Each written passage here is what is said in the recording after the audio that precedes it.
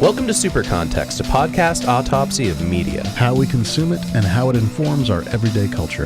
I'm Christian Sager, a writer and a designer. And I'm Charlie Bennett, a librarian and a radio raconteur. Each episode is us trying to understand the entertainment world that we all live in. Just a little bit better. Today's episode is about Exit Stage Left, the Snagglepuss Chronicles. This 2018 comic series by Mark Russell and Mike Feehan reimagines a cartoon character as a gay playwright at odds with 1950s American politics. We examine Russell's writing goals while considering a critical debate about the book.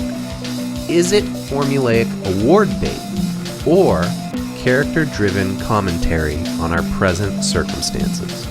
You can find our sources at patreon.com/supercontext, where you can also leave a comment, or you could email us at supercontextpodcast@gmail.com. Have you ever exited stage left? Do you know who Murgatroyd is?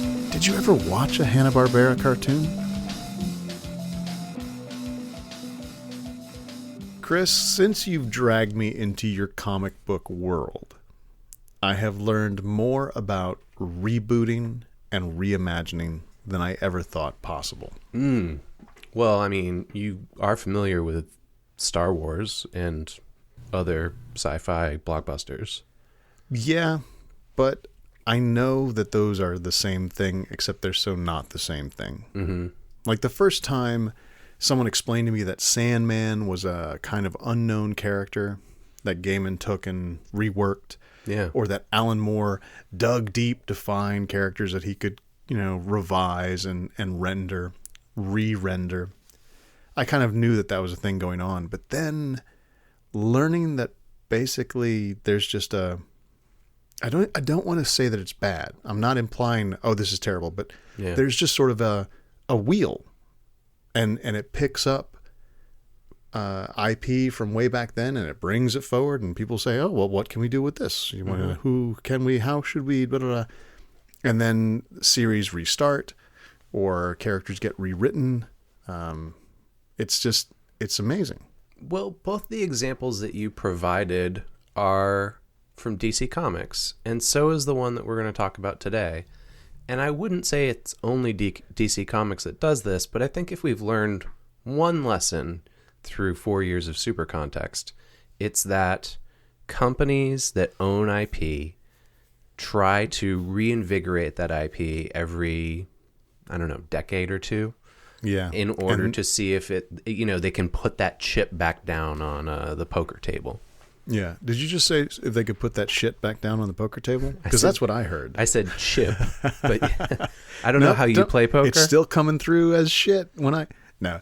And the Rebirth thing that you made me read. Oh, yeah, we did an episode on Rebirth. Yeah, that was like 4 years ago now. Mm-hmm. Yeah, getting there. Anyway, I say all that not in any sort of trying to describe an epiphany is not what I'm doing. It was just, at first, I thought it was a extreme artistic move by a couple of isolated comic book artists. Mm-hmm. And now I've learned, this is part of the toolkit for comics.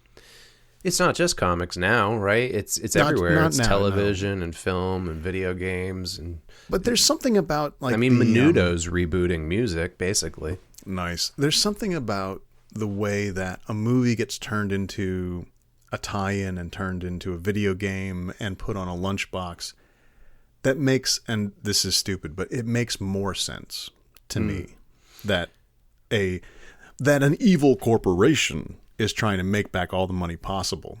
And I think that's because when you were growing up and that was going on, the companies that owned comic book companies weren't the same companies that own those movies. Yeah. And now it's happened. Now the conglomeration. Yeah. I almost want to say begun, but it hasn't begun. The conglomeration is almost complete. Yeah. And I think too, before we get too far down this path, I would like to say that There are plenty of times in the history of reboots and reimaginings where it works, and that the artist who's hired to do this thing is able to do it in a creative and interesting way. And this is one of those. And I want to make it clear, like when I said earlier, I don't want to say that this is bad inherently. Yeah. I meant because I have seen the good stuff. It's not a bankrupt artistic move to take the frame or to take the skeleton of a character or a scenario and then see what you can do with it. I guess it depends on why you're doing it, right? And in this case, from what we know, DC Comics, who is owned by Warner Brothers, now by AT&T, they were assigned to put out comic books featuring the Hanna-Barbera characters, which are now also owned by Warner Brothers, now AT&T. And so there were a bunch of different comic books that came out that had Hanna-Barbera characters in them that were reimagined. We'll get to this. But this one was the one that stuck. This is the one that was permanent and that people are talking about 2 years later. Nobody's talking about Scooby-Doo Apocalypse right now. Is there a Scooby-Doo Apocalypse? That was one of the books that came out along with this. I have to admit, I'd really like to read that based on that title. Hey, you're a librarian. I'm sure you can find it. Is that a challenge? No, it's a threat. I do want to say one other thing, and I've said it before. So for our longtime listeners, you've heard this little anecdote before. But Frank Zappa, in his autobiography, he tells not a story, but he sort of posits a parable. When rock and roll was really starting to cook in the 50s, there were a bunch of old A&R people, usually guys, old A&R guys, who smoked cigars and had no hair, and just sort of said, I don't know, the kids seem to like this stuff. Go ahead, put it out. I don't know.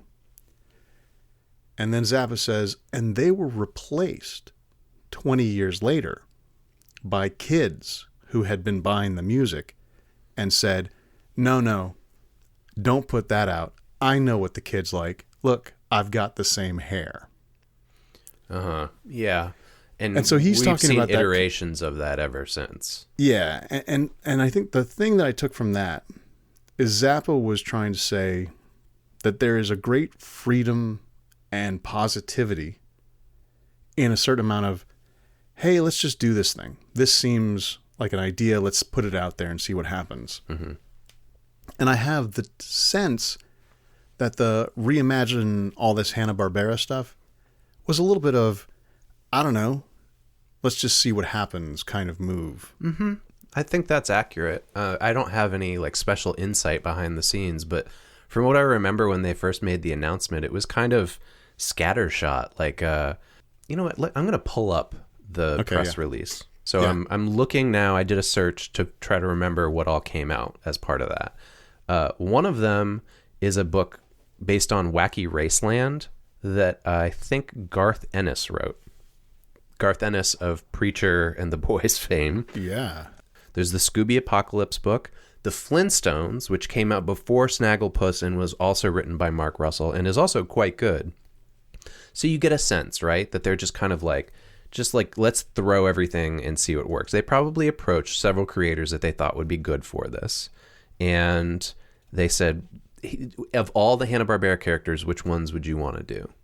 And they got them, Who would ever think somebody out there was dying to do a Snagglepuss adaptation? And yet, I think it's arguable that this was maybe the best comic book of 2018.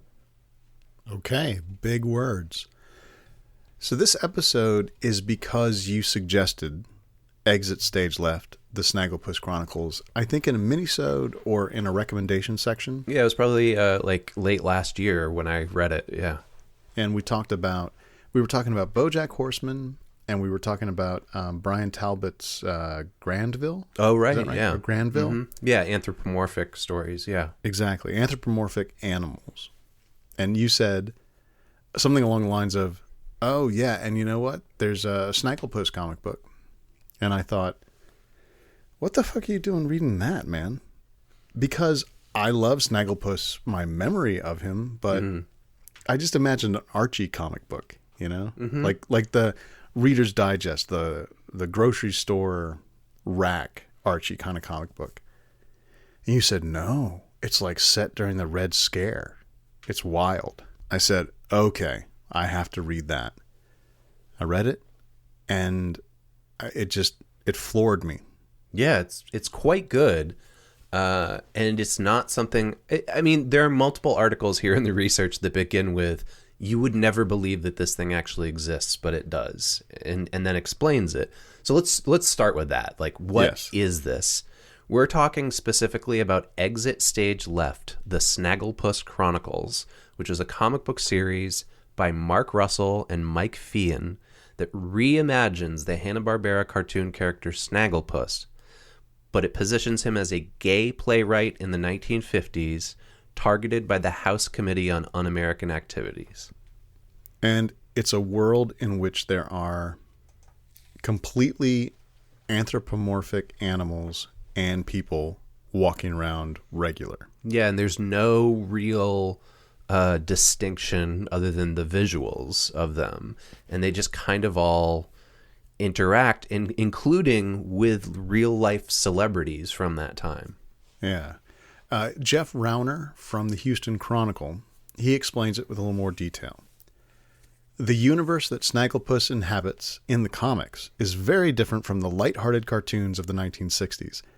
And I find it maybe hard to believe that someone doesn't know Snagglepuss from the old comics. But then, of course, if someone is 10 years younger than me, maybe it never hit the way that it hit me. So I think that's probably another part of it. I think that there's a generation below ours that has no idea who Snagglepuss is. Yeah, but I do think that Heavens to Murgatroyd has made its way into the popular consciousness. Maybe, yeah. Well, you want to start by explaining who Snagglepuss is? That's a little further down in the notes, but let's do that. Yeah, let's drop down there. So Snagglepuss is a cartoon character who debuted in 1959. He's an anthropomorphic cougar who's bright pink, and when we say anthropomorphic, what we're saying is an animal that walks around on quote-unquote hind legs, wears clothes, has essentially a human body shape and proportion, but is clearly an animal. He has like a little tie on. He debuted on the Quick Draw McGraw show, and forever, I think probably since he debuted, because of the way that he's depicted on the show, many viewers interpreted him as gay. I don't know about you, but growing up, like Snagglepuss was, like if you were being made fun of for potentially being gay, Snagglepuss was like an icon that you would be compared to. Now that didn't make it to me. I want to also mention Quick Draw McGraw, of course, is a cowboy horse. Right. A horse cowboy who could, on his hoof, spin a 6-gun. And these are all Hanna-Barbera Productions Incorporated characters. Again, maybe we live in a world now where there's people listening to this who aren't familiar with that, but this was, I mean, the prominent leader in American cartoons for decades. This was cultural currency among people of our age. Yeah, well, and older. Okay, so back to Jeff Rauner's description. Universe that Snagglepuss inhabits in these comics is very different from the lighthearted cartoons of the 1960s. In these pages, the Red Scare in America is in full swing. Snagglepuss, portrayed as a stand-in for Tennessee Williams, is a successful playwright whose homosexual lifestyle is an open secret. Maintaining a pretend marriage as a cover, he is a frequent visitor to the Stonewall Inn and New York's gay scene. The story centers on a visit from Snagglepuss's best friend from childhood, Huckleberry Hound. It just gets weirder and weirder as I read it out loud. It made total sense as I was reading the comic. Who is more or less William Faulkner in this reality. Restrained and sweet where Snagglepuss is flamboyant, Huckleberry Hound tries to find love and life in New York after his own love affair with a man gets him driven from his home and son. Meanwhile, the House Un-American Activities Committee, led by Gigi Allen, a woman who is determined to tear down the degeneracy that she sees threatening America in the form of perverted writers like SP and Huck, Snagglepuss and Huckleberry Hound. Allen is a fascinating character. She's based on Roy Cohn, a chief counsel to Joe McCarthy, and later the lawyer for Donald Trump. Both Cohn and Allen, so both the real person Roy Cohn and the character Gigi Allen, were themselves homosexuals, but dedicated their lives to the stamping out of the emerging gay rights movement. So that's a pretty complex story. But I have to point out, when you just say Gigi Allen, it's so much more obvious that they're riffing on the punk rock musician Gigi Allen and not G.I. Allen, this female character in this book. Gigi. It's kind of a fun little riff. It's a little bit of spice, I think. Mm-hmm. Because she doesn't take a shit during the trial or stuff a banana up her ass and then eat it. Yeah. Everybody right now is going, who is Gigi Allen, Google? I'm pretty sure there's a few people who are not. Buckle up. Okay. We talked about Snagglepuss, who debuted on a Hanna-Barbera cartoon.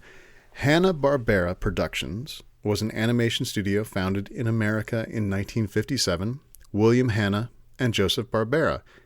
They were the cartoon for a long time. They are now owned by Warner Brothers and AT&T, as we said. Probably other than Disney, this is what was available to us. And if you are familiar with Hanna-Barbera, one of the things you know is that the background just moves like a conveyor belt behind the characters. It's very weirdly static. Well, right, because they were using cell animation, right? Yeah. So the background was one layer, and then they would layer the characters on another transparency. I remember a celebration of Hanna-Barbera with Bill Bixby as the host. Really? Did you ever see this? No. And at great. the end, he's eaten by a giant, like, Muppet-looking animal that has steam that blows out of its back. Just like a giant puppet eats him. Did you see this? No. This shit has haunted me. Yeah. My entire life. I see it in my dreams sometimes. But this is the kind of stuff. It is like a permanent foundation in our generation and older's minds. And I think maybe the way that, I don't know, well, you're raising children right now. Like, what is a permanent foundation for them? Harry Potter? Not yet. It's getting there. Say Eric Carle, like Hungry Caterpillar books. Oh, yeah, or, sure. Or Dr. Seuss. I've read, God, I've been reading a lot of Dr. Seuss.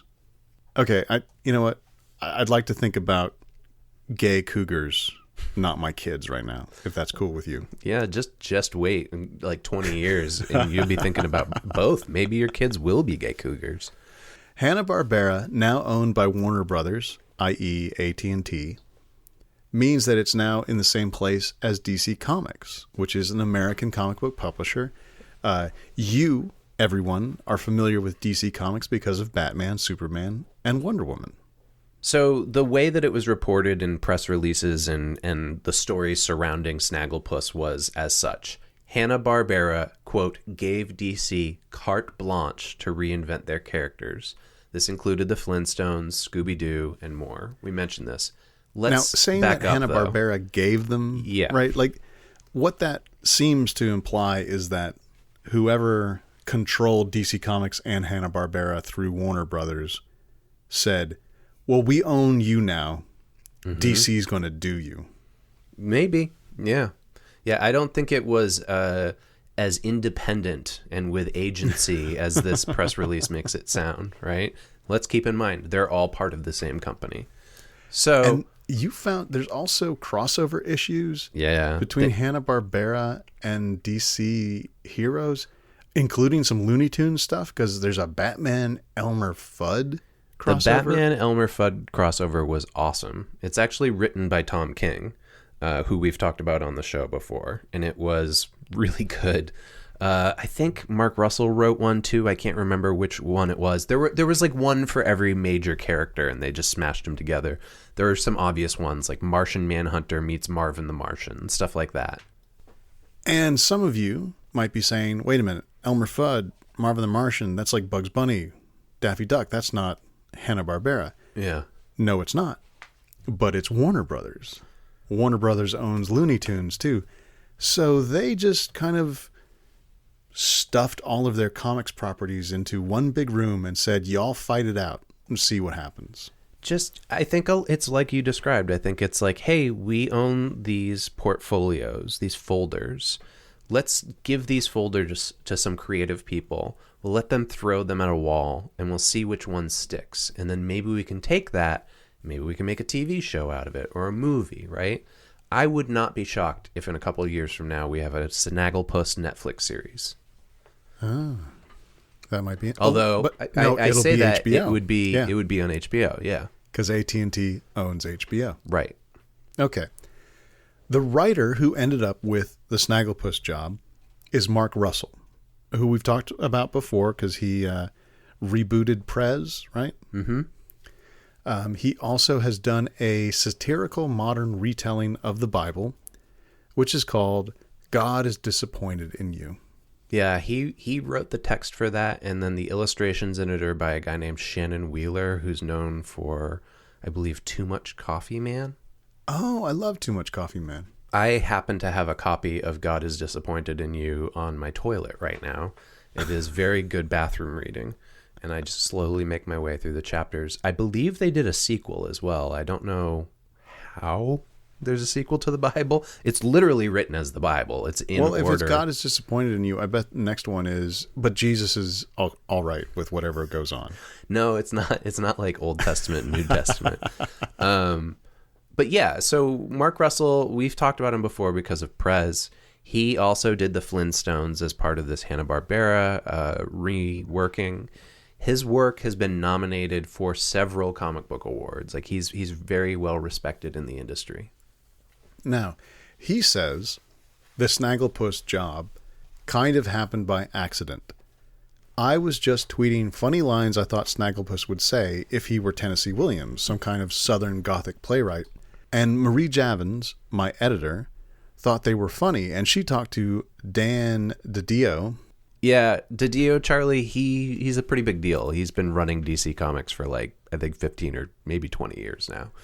He's the co-publisher there now, but he's basically the guy in charge of editorial. Okay. I have the note that he's a DC co-publisher. I just didn't know if I said his name right. You did. Yeah, you got it. Okay. So Mark Russell's joke, or his riff, caught the attention of his editor, and she talked one of the DC bigwigs into turning it into a comic. Now, but wait a minute. Yeah, Russell says that's how it started, but I don't know about... There's probably some kind of initiating Snagglepuss joke, don't you think? Well, but here's what we know, right? We know that Hanna-Barbera and DC were working together, quote, carte blanche, to readapt their characters, right? We know that Mark Russell did the Flintstones, so he probably had it in the back of his head, oh, there's possibilities with all of these Hanna-Barbera characters. Why don't I just start tweeting as Snagglepuss? Yeah. It sounds a lot more innocent when you're like, oh yeah, I just happened to be tweeting one day and then my editor happened to say it was a good idea. But I think it's a little more likely that he knew what he was doing. Yeah. He goes on to describe how he constructed his Snagglepuss. The way I write him, he's kind of an avant-garde figure for the times. People kind of expect him to say things that are edgy and witty. In a way, he's allowed to breach subjects and say things in 1953 in New York that other people simply could not. I feel like most people judge people by their hearts, by their intentions, more than what they actually say. This is a very outdated sentiment, isn't it, Chris? It's only 2 years old. You think it's outdated, but yeah. Totally wiped out. The interviews with Russell about this book are fascinating because he uses them as an opportunity to more directly address sort of the problems of our time that he's trying to comment on by using the 50s and Snagglepuss in this book. Yeah.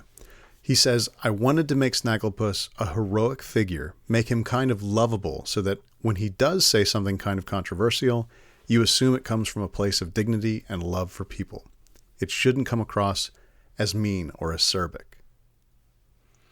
Yeah, so he's basically asked, are you worried about adapting all of these beloved characters? You did the Flintstones, you did Prez. Are you concerned? And he says, well, I like it when people get what I'm trying to do. It's such a relief when they understand that I'm not trying to assassinate this character, and they trust you to be respectful and yet original and satirical with the character at the same time.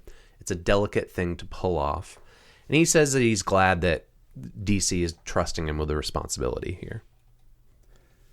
Now, there's a funny thing. Like, I never thought of this until we did the research for the episode. Yeah. But Snagglepuss is, as some people say, coded as gay. You referred to, him, being, what would you say, a method of queer teasing. I didn't do a real deep dive into it, but from what I saw, there was no evidence that the people who created Snagglepuss had that as an intention. Yeah, it was a pure interpretation, I think, because Snagglepuss in the comic books is just comic relief. He's in the cartoons, you mean?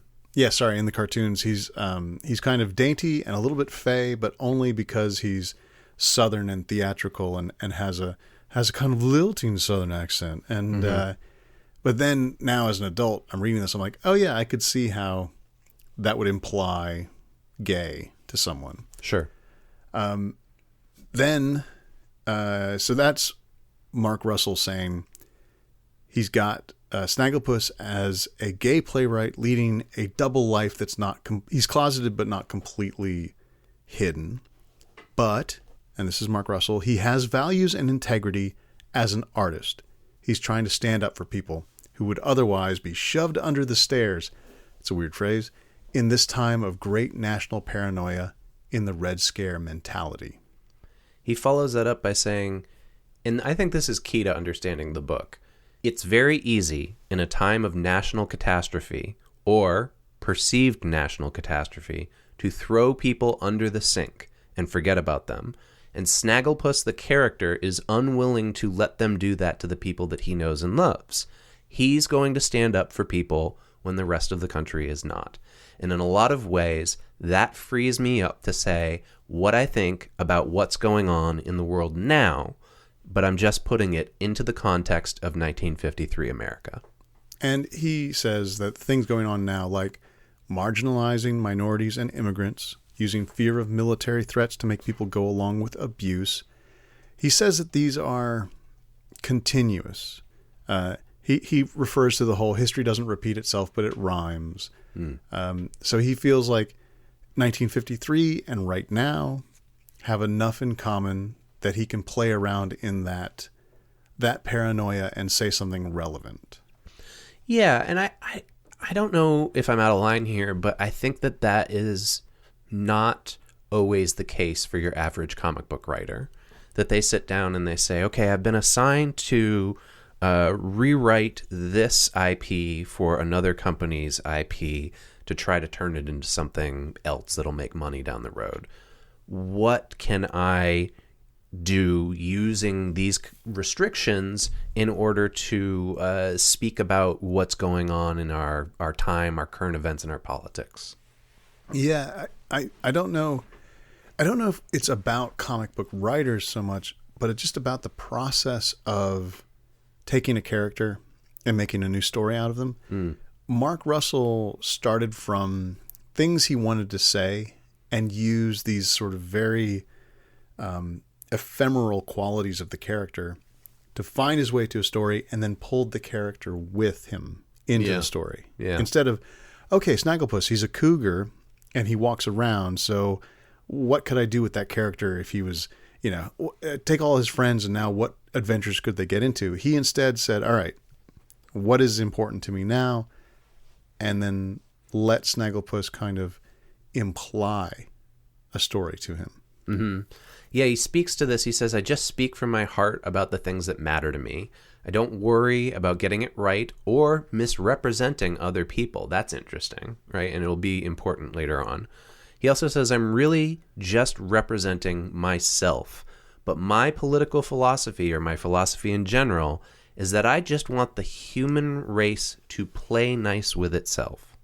He is a very sweet persona in these interviews. Mm-hmm. A very, not earnest exactly, but definitely I would like us all to be nicer to each other. I don't know why people think that that's a weird idea. I don't know why people are so nasty to each other, why they go after people. I got the opportunity to see him on a panel last year, and he is smart and funny and seems like a nice guy, but is also really good at, I guess, demeaning himself. So he doesn't seem like he's kind of bragging about what he's doing or his thoughts or ideas. So he's always sort of trying to, at least on this panel that I saw him on, he seemed like he was trying to keep himself from being like, yeah, I'm the guy who wrote Snagglepuss and won all these awards, right? Or Prez. He was just more kind of down to earth. Nice. His theory of art, not even theory of art, his sort of values when it comes to how he's producing are very compelling to me. He says, I don't think I'm just writing for one person, but I do think that in a lot of ways, you always write for a small audience. You write for yourself, and you write for maybe one other person who's experienced something with you. You tend to write for a specific audience. For me, writing is inherently an act of sincerity. Every advance I've made as a writer has been a rebellion against insincerity. With Snagglepuss and the Flintstones. Yeah. I mean, this sort of, I'm not going to be ironic. I'm not going to, if he is a self-deprecating kind of person, a humble person, he's also not going to judge these characters that he's reinventing. This quote maybe makes it easier for me to reconsider what I said about him. He doesn't strike me as the kind of guy who punches down. Yeah. And I think that the idea here that he writes from a place of sincerity is really interesting because he's known for writing ironic satire. Ironic satire in that what he's dealing with, he's treating ironically, like he's trying to take something down that he doesn't like, or yeah, or I mean, what? think of Prez compared to this, and I don't think you've read his Flintstones, but it's in a very similar tone. That God is Disappointed in You is also very similar. One of the things that I really like about God is Disappointed in You is that it very casually rewrites each chapter of the Bible and explains exactly what happens in the actual Bible's text, but in a pretty straightforward, easy to understand way, and makes fun of some of the just inherent assumptions that are within the text of the Bible because they were written thousands of years ago, and so he does that in a way that it doesn't seem though like he's saying all Christians are stupid and bad. Like when you read it, you get a sense that he has a certain amount of respect for the text that he's adapting. Yeah. He says of the Snagglepuss Chronicles that it was a hard job to write, not because the process was difficult, but because he found it emotionally devastating, I'm quoting now, to build connections with these characters and then have to do horrible things to them to expose their own truth. So he has this emotional investment, right, in these characters and in what he's doing.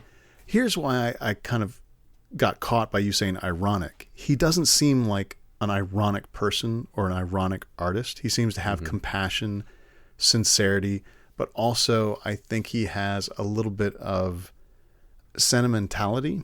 Oh, yeah. Right? Okay. Yeah, I think you're right. Mm-hmm.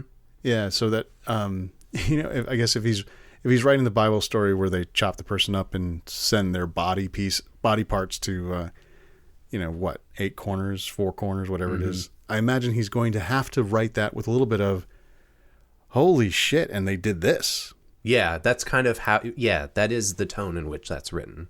Yeah. He talks here about how character is also really important to him. So we've seen this throughout many episodes on the show. Different writers talk about whether they're plot-driven or character-driven or theme-driven.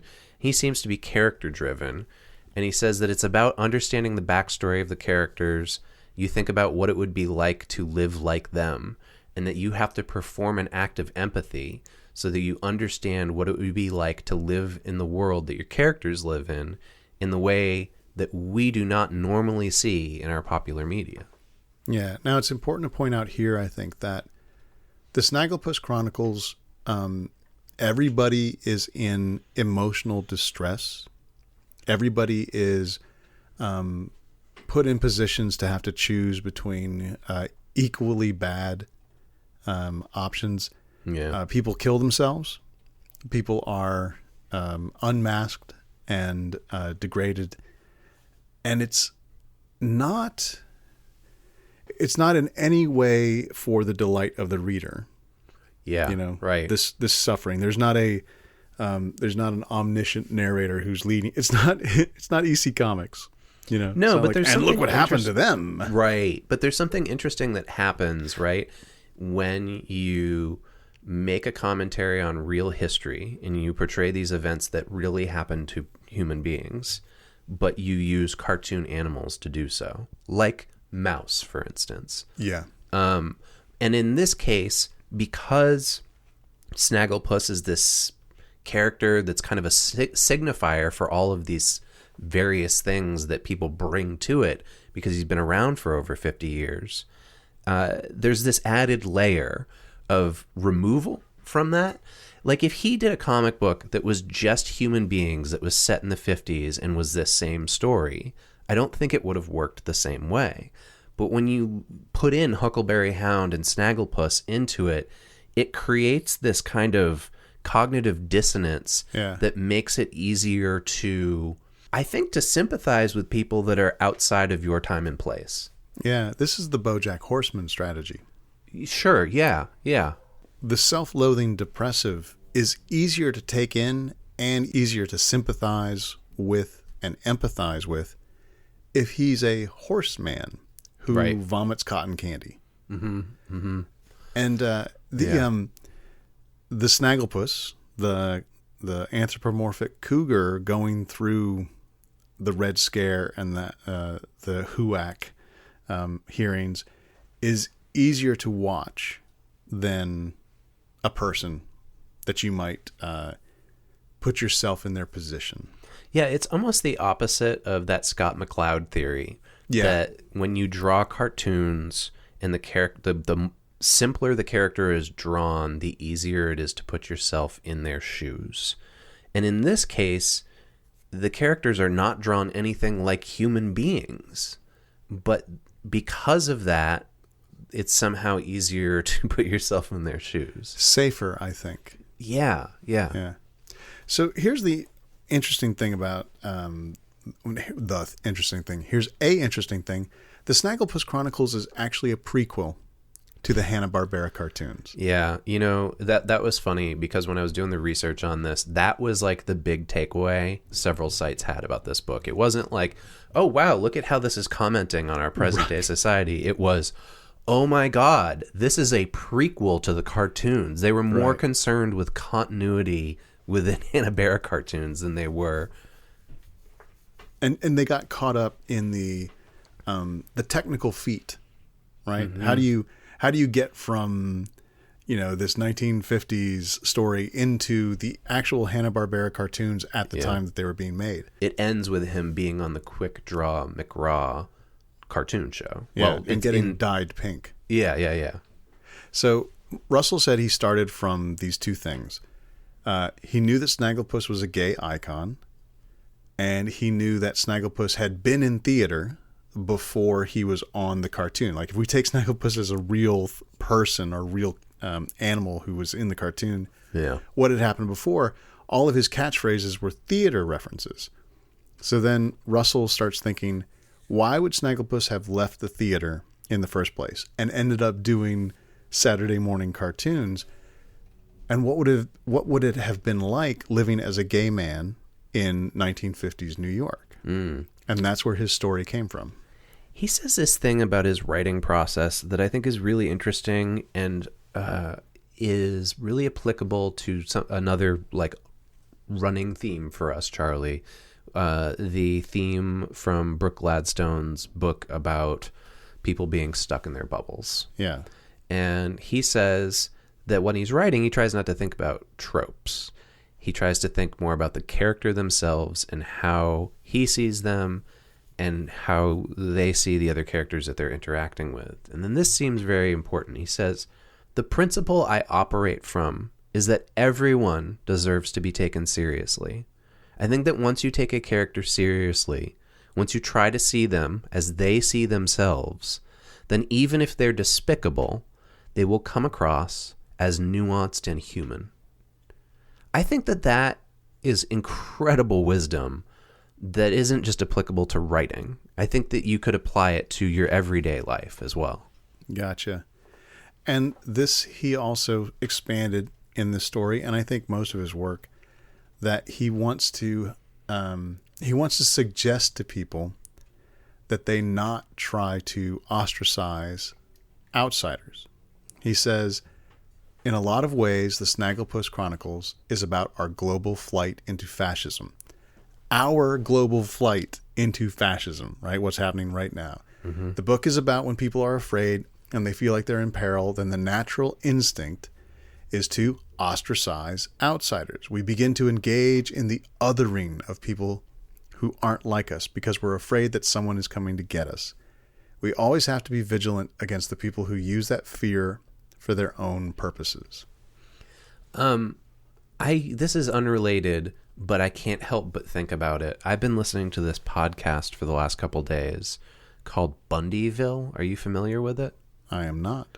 It's a podcast that is created by a woman named Leah Satili, and she is a journalist who has been investigating the Bundy family that was involved in the ranch standoffs in both Nevada and Oregon. And she does a really in-depth look at these people and their motivations for why they did what they did. And you go into it kind of being like, oh, well, they're crazy. I read those stories. Those people are just totally crazy. And then she does this magnificent job of finding out who they are as people by taking them seriously. And in the process is able to both humanize them and reveal why their arguments are still illogical. I find that very intriguing, especially because I have extended family members who think that I'm crazy for having a problem with what that family did. Sure. So you guys should all just sit around at Christmas and listen to this podcast together. Back to Mark Russell. In many ways, Snagglepuss acts as my manifesto on art, my own critic looking inward at myself and my feelings about past projects. Throughout the comic, Snagglepuss, the playwright, is talking about why he writes, what he writes, why it's important to him, why it's not important to him anymore. You've got Huckleberry Hound, who is a novelist, a Faulknerian sort of novelist. They're all talking about why it is they're doing what they're doing and what would happen if they stopped. Yeah, yeah. What would happen if they were blacklisted and no longer able to do what they're doing now. And so I think, like, in a way, too, you can look at this as his commentary on writing broadly, but also writing for comics. Yeah. He says, where I felt I failed in my journey as a writer was usually when I was trying to sound like someone, to be something else, rather than just learning to sound like myself, to say what I actually think. And right there you have the whole closeted, hidden, ironic stance that he's trying to get away from. Yeah, and so the interviewer ends up asking him about imposter syndrome, which is a pretty popular topic nowadays, especially on social media. And they say, do you think that the reason why you feel this way is because of imposter syndrome? And he says, yeah, actually, my biggest advance as a writer was giving in and realizing it's okay that I'm an imposter. And I'm writing through the eyes of an imposter. And as long as I am true to that, I'm feeling and thinking that it's okay. Then he says this. This is very Portland, by the way. He lives in Portland, and so does the person he's quoting here. He says, to borrow a phrase from Cheryl Strayed, quote, I've embraced my own mediocrity. And that's where he starts writing about the failings and inadequacies of himself. Do you believe in imposter syndrome? I believe that it exists for some people. I do not think I am struggling with it. Yeah. I don't know if there has been like clinical work on imposter syndrome. So I'm stepping out onto very thin ice here. Yeah. Be careful. Yeah. But I have always felt a little bit like calling feelings of uncertainty, insecurity, and lack of confidence imposter syndrome sort of ennobles those qualities instead of corralling them. And so I've always wondered if imposter syndrome hurts more than it helps. This is a good point. And I think we're going to get a little derailed from Snagglepuss here, but I'll just throw out my 10 cents as well. I have noticed, especially when interacting with other creative people who are younger than me, that there is a thing that they do that you and I and the rest of our generation don't seem to do, which is embrace their internal problems as parts of their persona and as things to be celebrated. And I think what you're talking about is a manifestation of that. Yeah, maybe. Whereas we are like, nope, that's a bad part of myself. I need to work around it. I need to block it off. I'm not going to we see it as a disability, and they see it as a part of themselves. Well, I let's be clear. You might see it as a disability. I saw it as a reason to drink and to keep drinking. And once again, I and the listeners are not getting paid enough for this therapy session. So let's move on to some more of Mark Russell's wisdom. Mark Russell posits Snagglepuss as a hero in this story. There is a big courtroom scene. It's not exactly a courtroom, but a big hearing scene where Snagglepuss rises to the occasion as a person being honest with themselves and others would be. Snagglepuss is a hero, Mark Russell says, because he did the most daring thing that a man in his position could do back then, and that was simply to live. He chose to live his life in a way that made sense for him, and that felt authentic to him. I think sometimes, Chris, it's hard for us now to to really understand inside just how forceful the need to conform and not be ostracized was for post-war America. Yeah, I think it was a very different time, even though it wasn't all that long ago. I think that just contextually, it was so different than what we're used to. Yeah. He talks about the incentives are usually for us to shut up and do as we're told, to go along with things we don't necessarily believe in. And he really, he sets up his hero, the heroic actions in his story, as saying, I don't believe in what you all believe. I don't live the way that you think I ought to.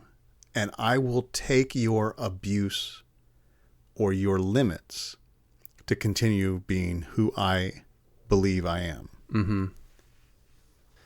So he goes on, Russell, and he says that this is really interesting to me and also something that I thought it resonated. He said, most people live a life of perpetual inauthenticity. And he's talking about nowadays, not in the 50s. And he says, as such, those people die as strangers to themselves. And he feels like he wrote this into Snagglepuss. And he said, the quote is, the greatest tragedy there is to die a stranger unto yourself. And then you found a discussion of comics as a medium that he got into. I don't know if it was directly after Don't Die a Stranger to Yourself, but it's the same interview. Yeah.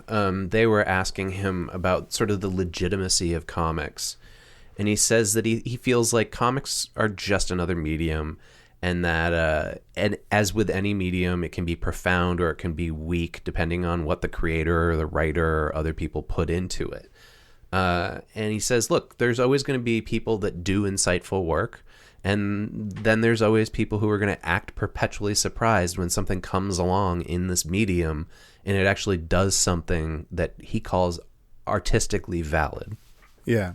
He says, I've never understood why people make an exception for comic books when we acknowledge greatness in pretty much every other form of art there is. And implicit in that, I think, the exception is, oh, it can't possibly be good. It's a comic book. Mm-hmm.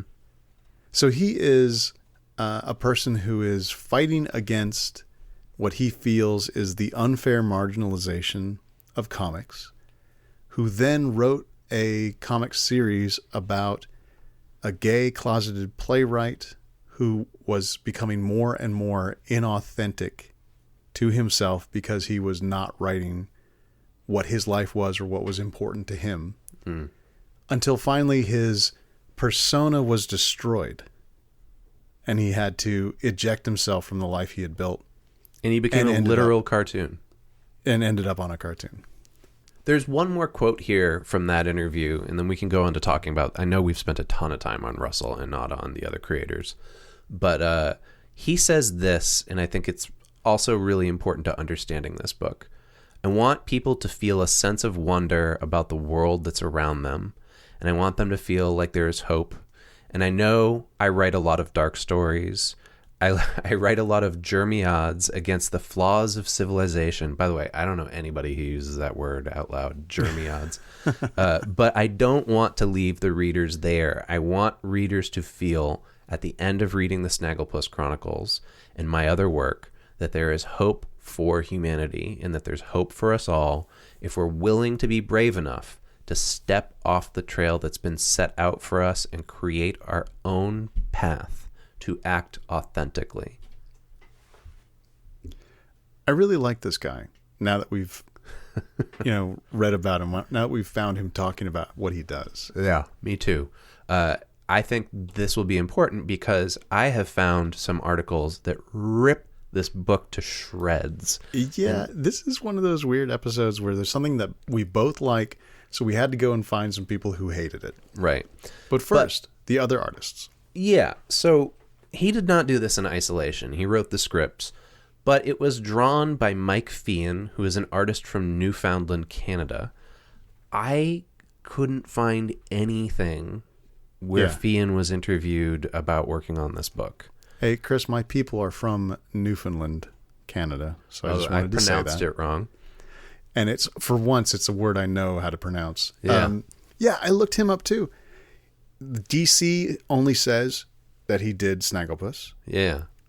He doesn't have any work that he's like promoting on his Twitter feed right now. I went to his website. He's got a lot of other stuff that he does, not just comics, but there wasn't anything specific. I feel like this was work for hire for him, whereas for Russell, it was like it probably also work for hire in terms of like the contract that was written, but Russell saw it as being like a real personal creative act. Yeah. So Feehan was the penciler, and he had a very distinct and interesting style. It seemed more artificial than I expected. Well, that is going to be a common complaint by people who we'll talk about later on who didn't like this book. Now, Feehan, this is somewhat unusual nowadays. Feehan only did the pencils. It was inked by a separate person, and that is a person who is very prominent in the comic book industry. His name's Mark Morales. He's one of the most accomplished inkers in the business. He's been working since the 90s. He studied under people like Will Eisner and Gene Colan and Harvey Kurtzman. Two of those people have awards named after them in the industry. So he studied under like literal greats. So he says, I found an interview with him that wasn't specifically about Snagglepuss, but was just about his process.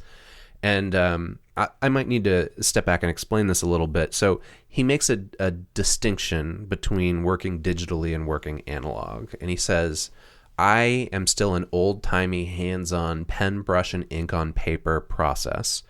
He said, I've tried a bunch of digital stuff, but I always end up going back to working that way. And so these pages, you have to imagine, like, whether or not Feehan was penciling them digitally or not, Morales was inking manually. They would get, he would get the files mailed to him. He'd print them out, and then he would ink them over. And then rescan them. Yeah. And he says this really interesting thing about comics, which is wisdom I've heard from a number of other comic book creators, so I think it's worth repeating. And let me set this up, too. This is, I think, true in everything now. I agree. Yeah. And I think now that this is true in everything. I'll let you do it now. Go for it. Morales says, I think being successful is more than just having talent. Talent is very important, but it is not the only thing that's needed. It's also mostly work ethic, being able to meet deadlines, be versatile, and not being too much of a pain in the ass. So what he's talking about here is the adage, this is the way I heard it about comics. To be successful in comics, you need to have at least 2 traits out of 3. You need to be talented, or you need to be on time, or you need to be a nice person. Yeah, easy to work with. Yeah. So this is like fast, cheap, and good. You can only have 2. Right. And so this is, I hear this time and time again, and I see it played out too. I see people in the industry who don't get jobs, and they're like, why don't I get jobs? Look at how good my art is. And I'm like, well, you're not meeting your deadline, and you're kind of being a jerk to everybody. Yeah. So the thing I want to say about this, why I think it applies to everything, it's essentially popping the bubble of, if I just do everything as good as possible, if I am the greatest, then nothing else should matter. Yeah. Look, if my work is great. Which, let's be honest, I think that's how our generation was raised to think about art and creativity. Well, I think that we were trained to believe that you made art separate from your life.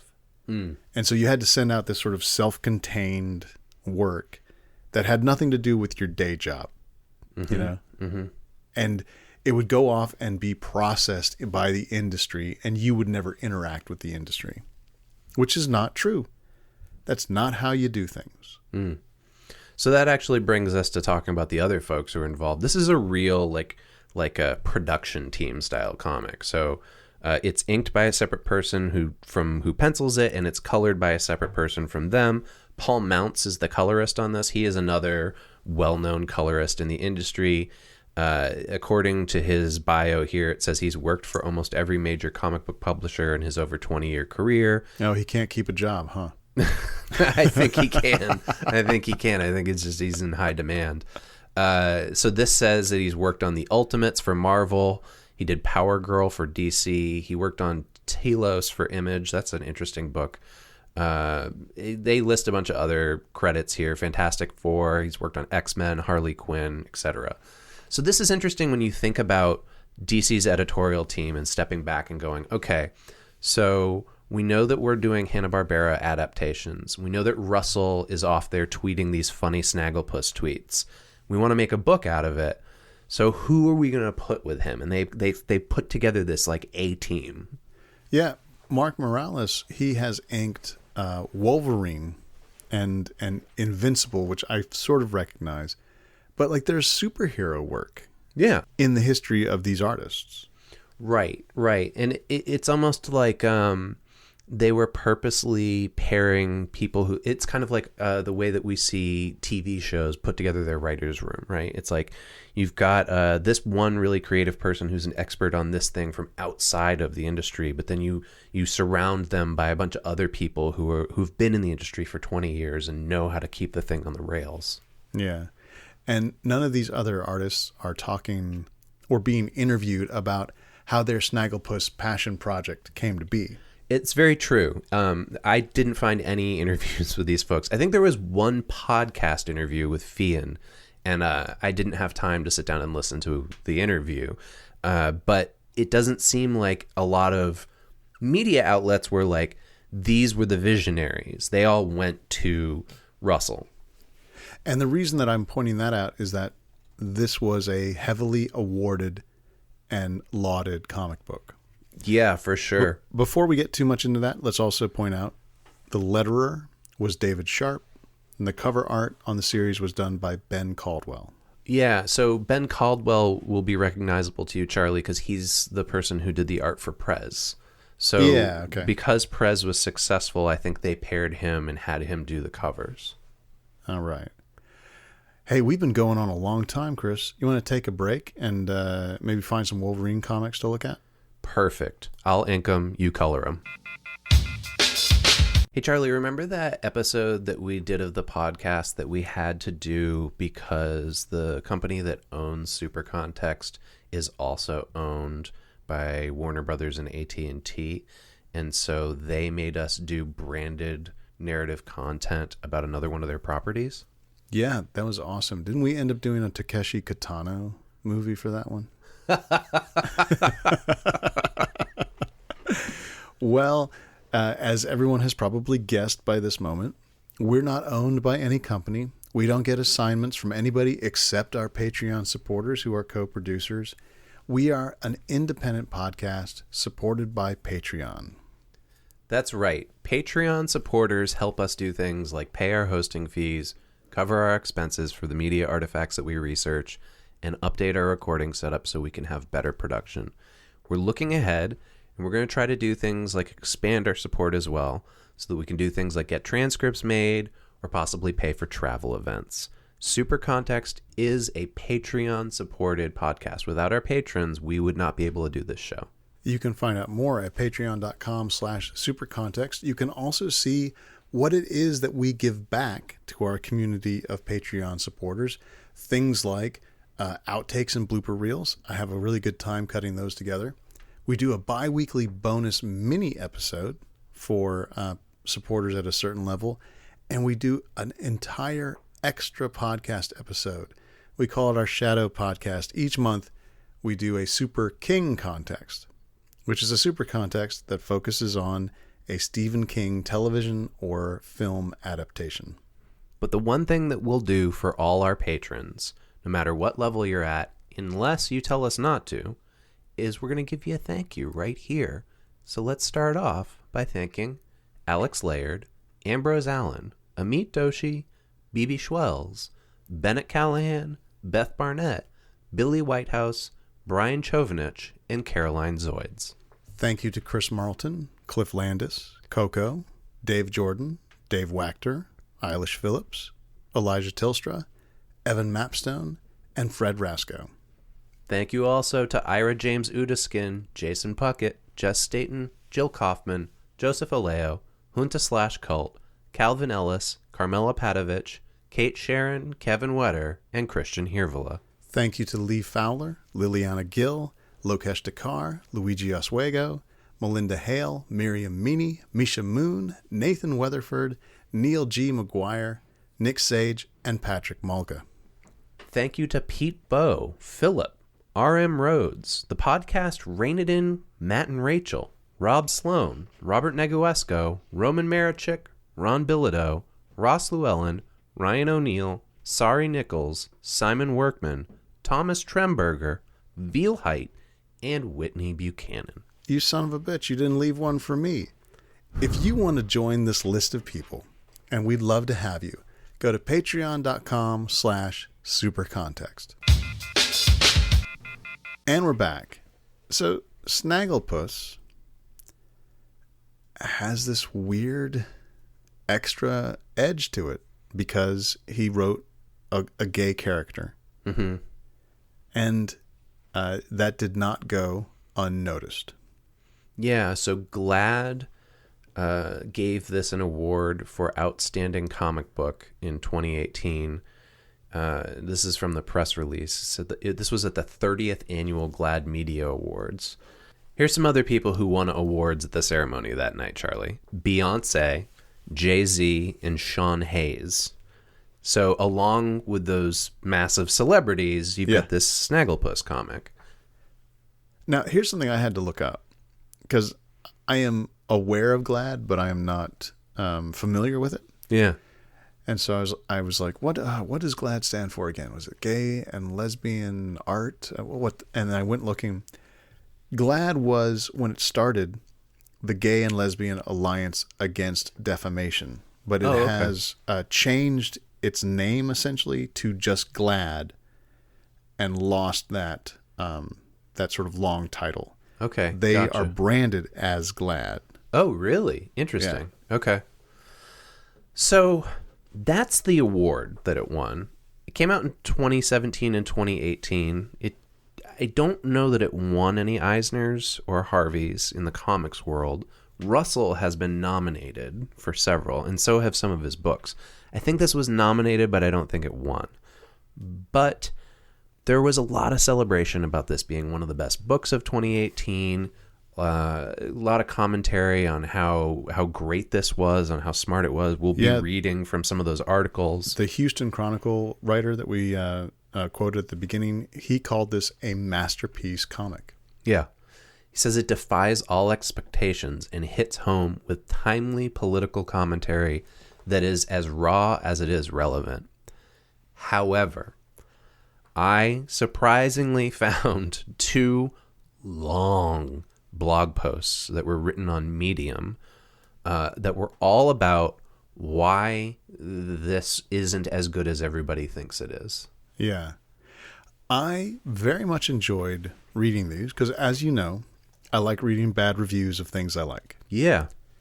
However, I had a moment of almost uncanny disorientation, realizing that what I was having a problem with in these reviewers, sort of what I thought was not getting things right or making excuses for their dislike, mapped out what I would do sometimes with stuff I don't like. Oh, okay. Interesting. In the sense that, and I'm sort of softening the ground for us to disregard these folks, but that's not really what I'm trying to do. I want to say that in the way that these 2 non-professional reviewers took down this comic, I saw the logic and process that I would go through when I disliked something that a lot of people liked, trying to rationalize or validate my dislike beyond just not liking it. I think you're right. I think that is what's going on here. I would just set this up by saying you and I clearly are in the tank for this book and for Russell. We really like this. But I wouldn't just put any old bad reviews in our notes for us to talk about something. These were both pretty well thought out and written, but they were also extremely long and verbose and probably could have used an editor. Yeah. I don't know that I disagree with them or want to dismiss them, but I thought it was really interesting that they had such problems with this really celebrated book. Let me read the bit from Colin Space Twinks that stuck out. Yeah, Colin Space Twinks is the handle that this person uses, I guess. Hopefully that is not their real name. It's the prestige media checklist, I've come to call it. It's nailing down all the little things that are necessary to be categorized as a serious and important story by critics and readers. That's capital S serious and capital I important, by the way. But if you've gotten fed endless amounts of those, or have started to notice the patterns by which we celebrate and canonize these kinds of stories, it gets less impressive. So, this writer says, oh yeah, Snagglepuss got all of these reviews and credits and all that, but I gotta tell you, it looks like it's just the same thing over and over again. Yeah, he calls it kind of like a formula, essentially. Yeah. Like there's this, and they both of the reviewers here make that same accusation that Russell is using like a formulaic way of trying to get an award. Basically, that's what they're saying. So it is, I believe, my argument against Jennifer Egan's book, Welcome to the Goon Squad. Yeah, that's totally what I was thinking of the whole time. Yeah. But here's the formula that Colin Space Twinks identifies. Take a man, give him an existential crisis he writhes around about, throw in a dash of currently relevant cultural, political touches, bam, you're already on your way to being praised up and down the street by everybody. When I read that, I almost feel like, is this how you would also disregard Camus? I mean, I don't know. He's not here to defend himself, calling Space Twinks, but I would imagine that his argument would be like, well, no, because Camus is a classic, and this is present day, and we have like a different rubric for judging things. Yeah. Colin Space Twinks finishes this sort of run by saying, these are the kinds of stories we've been trained to recognize and elevate as important. They have very noticeable patterns. I find it so interesting that like this is the way to take down Snagglepuss, is to say, oh, this was written in a way that people have decided is the serious and important way of dealing with issues, quote unquote. Yeah. Another thing that I'll throw out there is that you may be hearing us read Colin Space Twink's piece, listeners, and thinking to yourself, well, this is the kind of language that like an alt-right troll uses to attack something because they don't like the social values that are within it.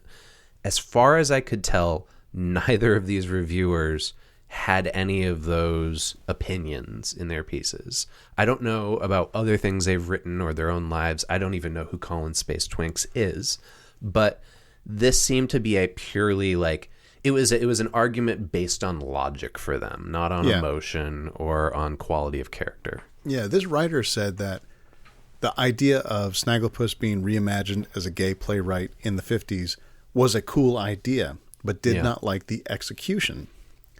And in fact goes on to say, the subject matter of Exit Stage Left, the Snagglepuss Chronicles, is crucial, illuminating parts of American history we either choose to ignore or are never told about in the first place. The timing for it is perfect, as we struggle against ever more reactionary forces mainstreaming yet again in America. The premise is solid. The concept is solid. Finally making Snagglepuss textually gay is great, as opposed to merely implicitly gay. Mm-hmm. All the pieces are there, but the story as we have it so far, and I guess this is a review of the first issue or first couple issues. He wrote this like 3 issues into the series, yeah. The writing, the art, the intermingling of the two is still failing to be more than just the way we've been trained to see stories as important. And I feel like this goes back to Mark Russell saying, I think that you should be authentic. I think you should be sincerely yourself. And it's almost like this person has an allergy when it comes to authenticity at this moment. Yeah, I thought these kind of screeds against Snagglepuss were interesting in retrospect after hearing all of Russell talking about his process and how he approached it and why he writes the way he writes. And Charlie, I have to say, I am now starting to wonder if these two reviewers are actually the same person, because one of them is clearly a handle and they were both on Medium. So maybe they were just separate Medium accounts by the same person, but their argument is essentially the same. So let's go to the second one. This is written by somebody who goes under Juan Barkin. And Juan says, Exit Stage Left follows a trend that many Best Picture nominees and winners do. First of all, it takes a minority and it sticks them in a narrative where they'll become easy to relate to. Then they don't worry about actually depicting said minority within the narrative because, quote, you're doing a good thing by simply showing that they exist. So representation versus diversity. And 3, you make people feel smart by explaining things to them and having them think that they've learned something at the end of the day. In the case of Snagglepuss, it's queer people. So this should be read in the light of Green Book. In fact, they cite Green Book later on in the piece as an exact example of what they're talking about. Yeah, so Juan appears to be saying that Mark Russell has exploited queerness to make a story which is ultimately hollow. Mm-hmm. And one thing that I can't remember which one of these blog posts did it. Maybe it was both. They both commented on Feehan's art as well. And they basically accused it of being too flat and contemporary and not having enough like emotional resonance to it. One thing in particular, one of them complained about were the kissing scenes, and that like when Snagglepuss kisses his boyfriend, it doesn't look sincere. Yeah. Someone pointed out that, it's Juan here. It's drawn in a manner that would make any artist of furry porn recoil with horror. I don't know what to make of that, but it seems like Juan is intimately familiar with that community, so I'll believe him. And there's, in this writing, there's also the sense of, we have been looking for representation of queer identity, and it's been in pieces. We've had to kind of pluck it. Juan even says we've used books like Vito Russo's The Celluloid Closet and Alexander Doty's Flaming Classics to provide a handbook of how we were depicted and where we could find ourselves. So let's note here that Juan is using second-person language, implying that Juan is queer. Yeah. And then the problem that Juan finds is that Russell decides that the concept of closeted queer folks in power is a great point of exploration, not through Hoover, J. Edgar, but through a fictional human character who serves as the central villain of the comic. Practically a one-woman Terminator dead set on taking down Snagglepuss and his perversity, Gigi Allen, whose name we have to assume is a reference to Gigi Allen, but to what thematic point we'll never know, is an embarrassment of a character existing solely as a mouthpiece for Huac. The twist, though, is that she's queer herself. Exit Stage Left has a common theme present from start to finish: internalized homophobia. So it seems like in this complaint about the book that they're not recognizing that Gigi Allen is like a stand-in for Roy Cohn. Right. And also, it seems to be a diagnosis of that sort of quest for authenticity to be a blanket statement that if you are not living a out and blatant queer life, you are going to be fucked up. Right? The internalized homophobia. I am gay, but I don't want to be gay, and so I'm all twisted. And I say all that. That was probably a little bit too word salady, so let me say it again. Where Mark Russell believes he's talking about authenticity and living, as you wish. Yeah. Juan sees a kind of homophobic diagnosis of gay people as troubled and requiring some kind of empowerment to become complete. Okay, yeah. Okay. So I don't dismiss this argument because I don't have a position to stand on it with because I'm not queer, and so it's interesting to me to see these articles came up when I searched for Snagglepuss representation and diversity. These were the things that people were writing about it. Yes, it won the GLAAD Award, but nobody who gave it the GLAAD Award wrote like a 5,000 word essay about why it deserved that. These people were writing these essays saying, hold up a second, this isn't as great as you think it is. Yeah. And ultimately that this is hollow and reductive. Yeah, so I turned to another article then to try to make some more sense of this about the representation and diversity part. So super context, bingo card moment here. Charlie and I are both straight, middle-aged, white dudes.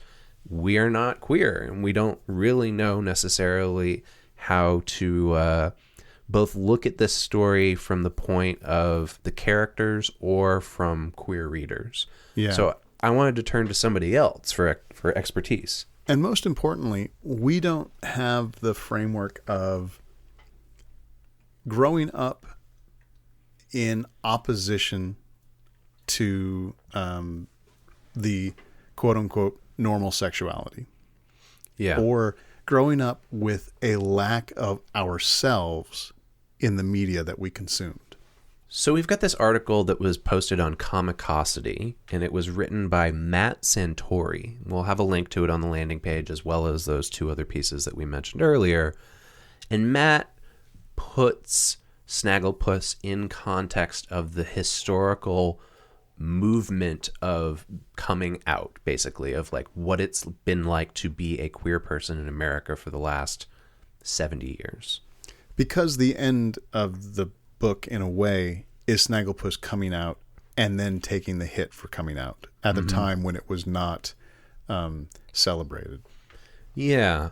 So Matt establishes, the context for where this book was written. Then he points out that there's an article, a book that was written by Aaron Betsky that came out in 1997. And this book is called Queer Space, Architecture and Same-Sex Desire. And it describes queer bars post-World War II as, quote, openness about sexual identity became less acceptable in mainstream quarters as it was sought out in the 1920s and 1930s. So this quote here is from Betsky. Queer bars revel in anonymous structures, often on the outskirts of what are considered acceptable neighborhoods. The only thing that distinguished many gay bars until the 1970s was a sign that announced a name. The only way queer men often know to go to such a space is through an invisible spatial network, one of rumor and hearsay. The entrance is often in the rear to allow a greater degree of anonymity. So then Santori talks about how the gay bars that appear throughout Snagglepuss, that are places of safety and sort of exploration. And I don't mean that as like, oh, they're having sex, but there are dialogues between gay characters who can talk openly. Yeah, they can have free conversation. Yeah. So Santori says, we see almost immediately that Snagglepuss retreats from the light to the relatively cloaked comfort of the queer bar in Greenwich Village. However, the crew renders the space with a brightness we don't often associate with these pre-Stonewall speakeasies, choosing instead to juxtapose a shadowy darkness on the exterior of the space. There's also an intelligence behind making the queer bar as space of personal story, as so much of LGBT history is now understood and embraced as a first-person narration. Meaning, get people in a space where they can talk freely so they can tell you, the reader, what's going on with them. Which appears to be an argument against the idea that these are hollow depictions of queer people. Right. That these are almost like... And also, I can't speak to this, and none of these reviewers do. I don't know what Mark Russell's sexuality is. So who knows if he's writing from a first-person perspective, but he clearly did his research, right? Yeah. And so, you have to wonder if he's purposely setting up these scenes so that these gay characters can speak for themselves rather than have somebody speak for them. Yeah. Santori also puts this up against the moment in time that Russell found to write this story. I didn't know about this. 2 months before the events of Exit Stage Left, President Eisenhower signed into law Executive Order 10450, banning lesbian and gay workers from federal positions. Yeah. Essentially starting the process of making being gay blackmail material. Well, I believe, I could be wrong here. I have not done the research, but I believe the historical argument for that was that they associated homosexuality with communism. With communism, but also a big part of what's going on at this moment is that if you come out or if you are outed, you lose your job. Right. Yeah. And not in a, oh, I don't want you around, but that the government itself would say, you may not work here, you are gay. Yeah. Yeah, absolutely. And then this is a really interesting point that I didn't pick up on at all that is in this Comicosity article.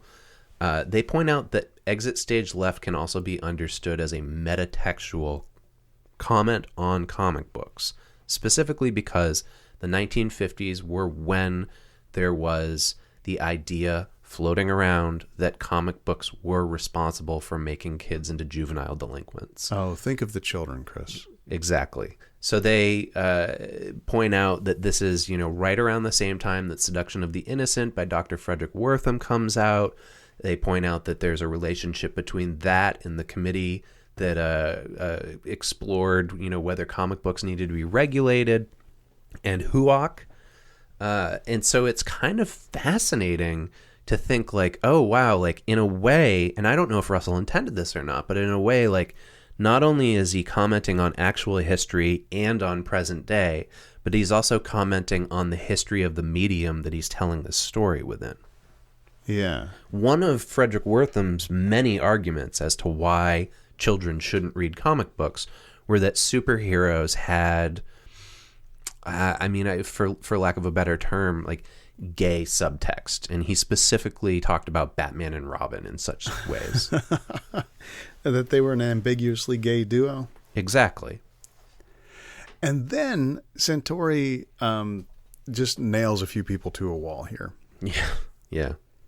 The reality of what constitutes censorship for the white, straight, male worldview is utter nonsense. Putting this up against the idea of what was happening in the 50s when the government was actually working to suppress certain text, certain thoughts, certain modes of expression.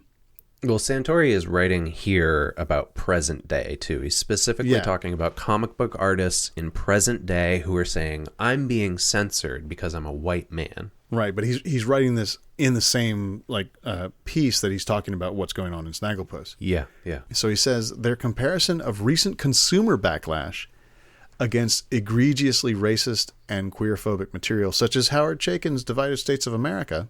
See our previous episode on that book.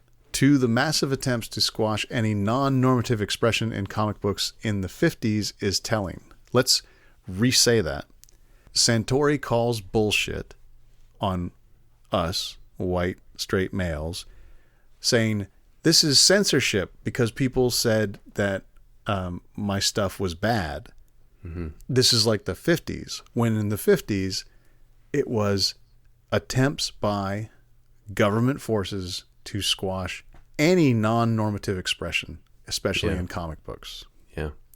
I think it always comes back to, because I'm not terribly smart about this, I end up using the terms punching up and punching down. And so when I hear, like Centauri, when I hear white comic book artists say, oh, because somebody doesn't like my work, I'm being censored. It's like, no, that's punching up.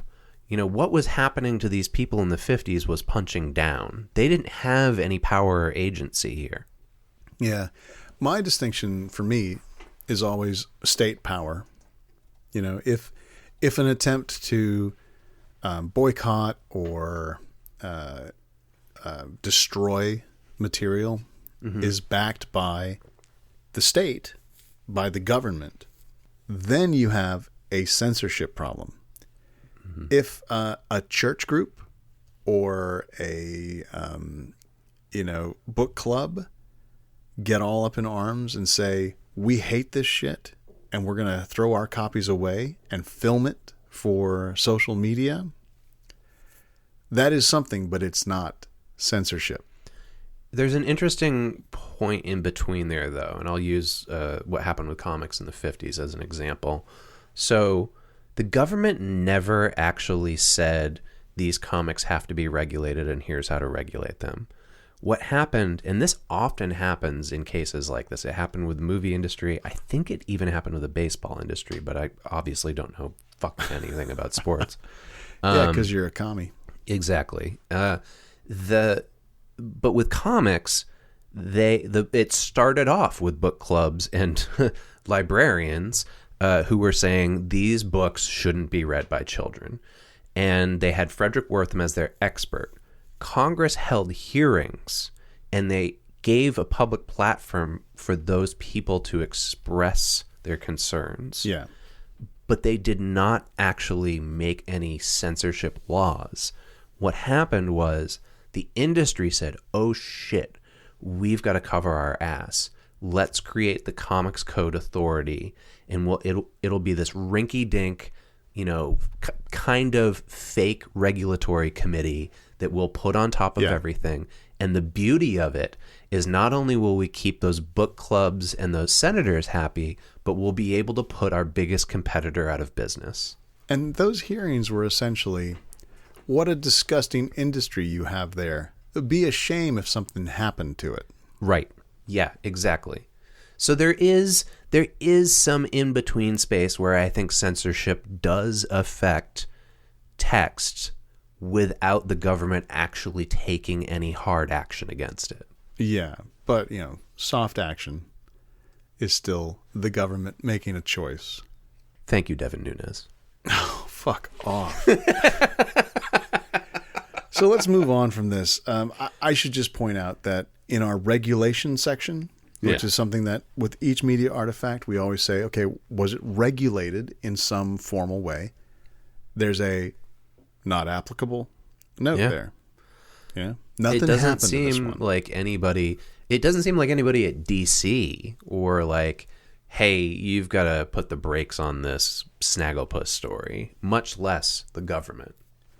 So the thing that might be happening, if I take those Medium post bad reviews, right, and look at the way then that the book is defended, it's almost like the problem here is that queerness, gayness, and conformity, squashing of non-normative expression, these have all been taken and they've been put through Russell's prism, which is very self-centered in the sense of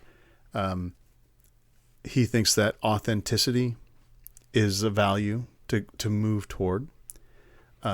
He's using his own sense of being a writer, his own sense of being uncertain to inform the story.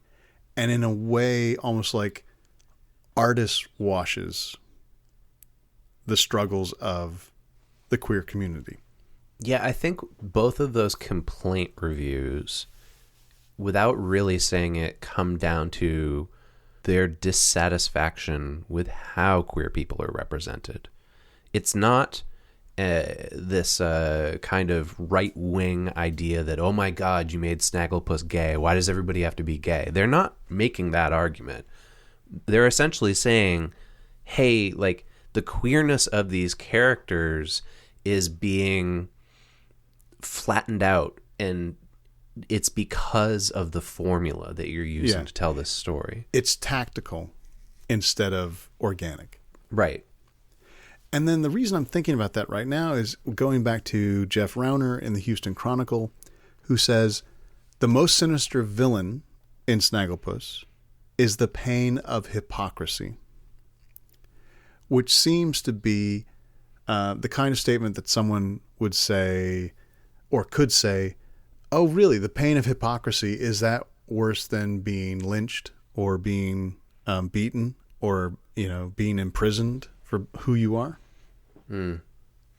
Well, Rauner points out something that I honestly didn't even think of when I was reading the book, which is that in the world of Snagglepuss, human beings and anthropomorphic animals coexist.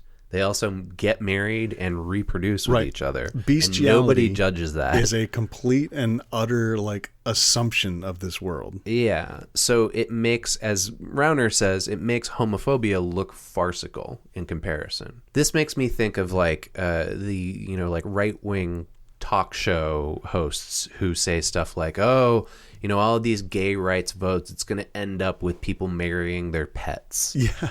And this is literally people are married to their pets. And Rauner makes this reference to the kitchen debate. This is so weird. This is so coincidental. I just did an interview for Lost in the Stacks. Yeah. With a group called the Maintainers, which is about infrastructure and sort of deprioritizing innovation in order to try and maintain critical systems. Sounds like Atlanta.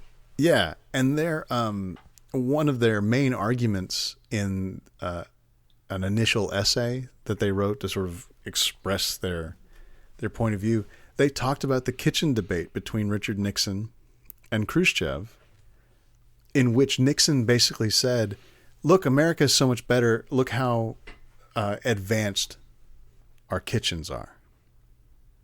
Look how we've got blenders and nice ovens. And Rauner talks about that and says, this is the kind of ridiculousness that can happen when a quality is talked about that has nothing to do with the larger argument. If Nixon and Khrushchev are going to try and talk about capitalism and communism, talking about a fucking blender degrades that discussion. Is that base structure or superstructure, the blender? Depends on who made it. But I think what we're seeing here as we're like winding up into the themes that a lot of articles wrote about in terms of Snagglepuss, both in terms of like why it was important and why they liked it, is it's a little bit of a counter argument to what we heard already from those two bloggers on Medium, right? Which is, or it almost is proof that they're right. You know, Colin Space Twink's argument that, look, it's a ready-made prestige, media artifact. Yeah. Is sort of carried out by then all of these journalists saying, it's chum for digital media. Yeah, look, it's about hypocrisy, the pain of hypocrisy. It's about this is from Vox, a focus on humans' capability to be brave enough to fight for what they love and who they are. Yeah. Which then, for some people, is like, oh, nice, you've just taken the gay experience in America and turned it into a white male's attempt to feel better about himself. Yeah, it is. The Green Book analogy is apt here. But again, we're not entirely sure of Mark Russell's identity and how it relates to the story that he wrote. Yeah, and because of that, people are just taking the text. They're taking Snagglepuss, the text. They can't say what the author's intent was, other than he's concerned with authenticity, And the book jumped over any line of being a LGBT book, right? It didn't get marginalized or sold in a niche way because it expanded this experience of 1950s homophobia, institutional homophobia, into a sense of, when the world asks you to be something different than you are, what do you do?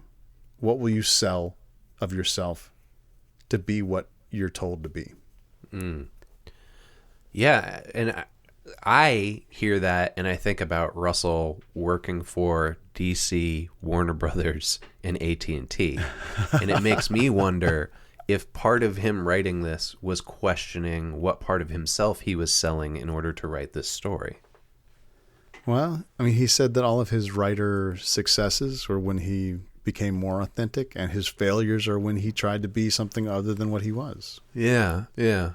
There's a couple other articles here that we should just touch on briefly. So Charles Pulliam Moore wrote about Snagglepuss for IO9. And he puts out this is a kind of an interesting, water cooler talk. He says, every time I found myself explaining the basic premise of Mark Russell and Mike Feehan's Snagglepuss, people's immediate reaction is the same. First, they have light shock that DC would make a comic book about a gay, closeted, anthropomorphic mountain lion. But then, after they hear about the plot and how Snagglepuss becomes a target of the House Un-American Activities Committee's crusade, their reactions shift. Now, that is exactly my experience of the book. Mm-hmm.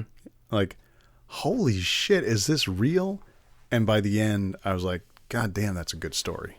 Mm-hmm. Yeah.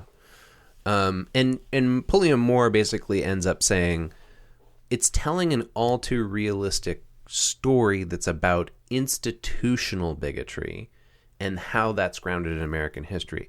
So in some ways, and I'm not trying to put words in his mouth, but maybe the counter argument here is it's okay that these characters aren't fully explored and are in-depthly shown as queer, because the story is more about our history of institutional bigotry. Yeah. In some ways, it's the opposite of what Russell said, because remember, Russell was like, I'm all about character, man. And this seems to be a story that's more about theme than character. Except if we trust what Russell said, then he started this story, and by following it to its end appropriately, he found the universal quality of it. You've been listening to Super Context, a podcast autopsy of media. How it's made and how it informs our everyday culture. Our theme music is Human Factor by Mile Marker. And right now you're listening to Drive Fast by 3 Chain Links. Show notes and all our past episodes are available at supercontextpodcast.libsyn.com. You can email the show at supercontextpodcast@gmail.com to tell us what you like, what you don't like, and to suggest topics for future shows. And I'm available on Twitter as @Christian Sager. And I'm there @Bennett Radio. 2 N's, 2 T's.